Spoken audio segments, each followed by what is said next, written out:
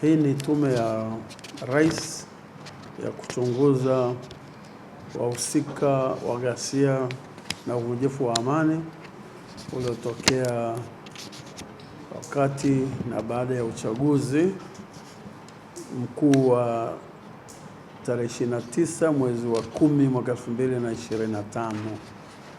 Tumeanza kazi na tumeanzia wilaya ya Kigamboni. Hapa tulipo ni kwenye ofisi ya mkuu wa wilaya Kigamboni, ambako tumewaalika wananchi mbalimbali wenye taarifa zinazohusiana na shughuli za tume waje wafiki hapa mbele yetu kwa ajili ya kuwasikiliza. Tume itakuwepo hapa wilaya ya Kigamboni leo Jumatatu, tutakuwepo hapa tena siku ya Jumatano. Tunakusanya taarifa zinazohusiana na waliohusika kwenye maandalizi, yani kwenye kupanga, kuratibu na kutekeleza pamoja na kufadhili ghasia zilizojitokeza tarehe 25 mwezi wa 10 mwaka 2025.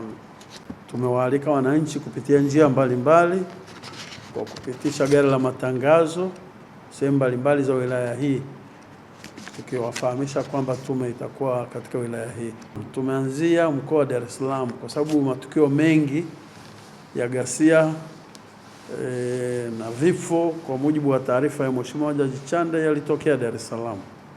Kwa hiyo tuliona ni vizuri kuanza Dar es Salaam ili tukimaliza hapa ndipo tuelekee mikoani, na tutakwenda kila wilaya na kila mkoa ili kukusanya taarifa hizo na hatimaye kuzichakata